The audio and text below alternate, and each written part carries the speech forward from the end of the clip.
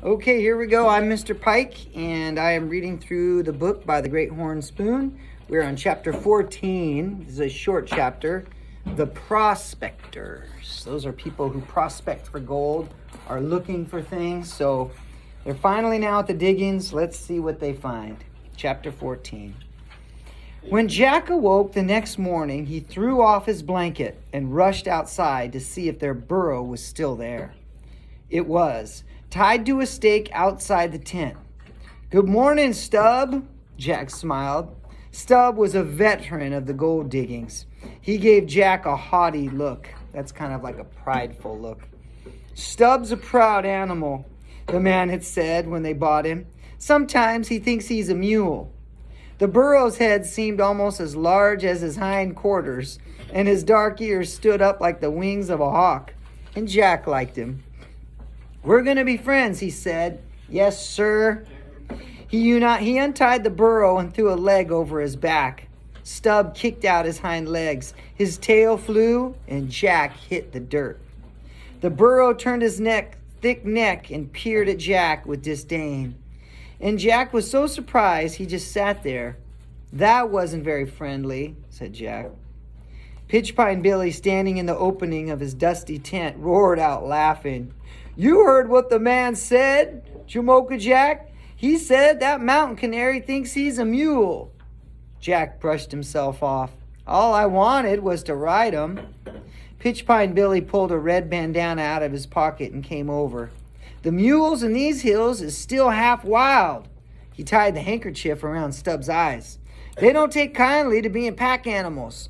You blindfold them first and they'll stand still." Praiseworthy came out of the tent and stretched and sat on a stump to watch. Daylight was filtering through the trees, and the morning had a fresh, piney smell. Jack walked around the burrow, sizing him up. Then he spit in his hands, threw a leg over Stub's back, and held on. "Ready?" Pitchpine Billy said. "Ready," said Jack. Pitchpine Billy pulled off the bandana. Jack braced himself. Stub stood for a moment, as if trying to make up his mind whether to act like a mule or a burro. "Good boy, Stub," Jack said tentatively. The burro flagged his ears and seemed satisfied that he'd been shown the proper respect. He gave a little kick just to get it out of his system and then behaved himself. And Jack walked him up and back until breakfast was ready and slipped to the ground. "We've got ourselves a good burro," he called out to Praiseworthy. Stub gave a kick as if to protest. "Mule, I mean," Jack corrected himself. After breakfast, they struck the tent, blindfolded Stub, and cinched the wooden pack saddle to his back. They loaded up their grub and supplies, slipped their pick and shovel through the pack ropes, and were ready to leave. Jimmy from town came over with Buffalo John, both still wearing their neckties from the night before. Pitchpine Billy gazed over at the diggings. "Hanktown just won't be the same with a lady in it." "Goodbye, gents," said Praiseworthy. "I have a good mind to leave you," scowled Pitchpine Billy. Other miners came over, and it took 5 minutes to get their goodbyes said. "We'll be looking for you. Come back the middle of next month," said Buffalo John. "You and the mountain ox." "Oh, I'll be there," Praiseworthy said, taking the blindfold off Stub's face. "Well, let's get going, partner." Praiseworthy picked up their new squirrel gun, and Jack took Stub's rope. The squirrel gun wasn't what Jack had in mind, like a 4-shooter, but it would do. They'd be able to hunt a little game, and he supposed it would stand off an outlaw or two if they met up with any. In jack boots and red shirts, they began walking up the stream, and soon the farewell shouts of their friends were lost in the trees. It was a fine morning to be going prospecting, but Jack found it hard to walk away from Pitchpine Billy and Jimmy from town and even Buffalo John. Still, coming back would be even harder. "Maybe the mountain ox isn't as big and terrible as they say he is," Jack murmured. "Worse, no doubt," said Praiseworthy. He sounded positively light-hearted. "Are you really going to come back and fight him?" "I gave my word, didn't I?" "Bare knuckle?" Absolutely. Praiseworthy was not pleased that he had won his name and reputation because he'd swung on a road agent with a weighted glove.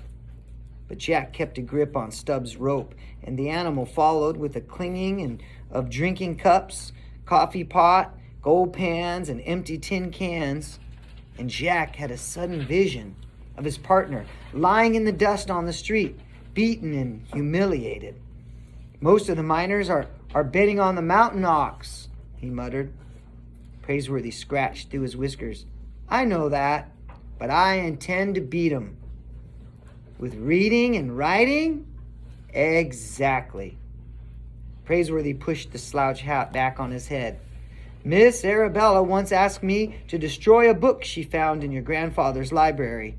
And if I remember correctly, it was called The Gentleman's Book of Boxing, or The Fine Art of Fistcuffs, explained and illustrated.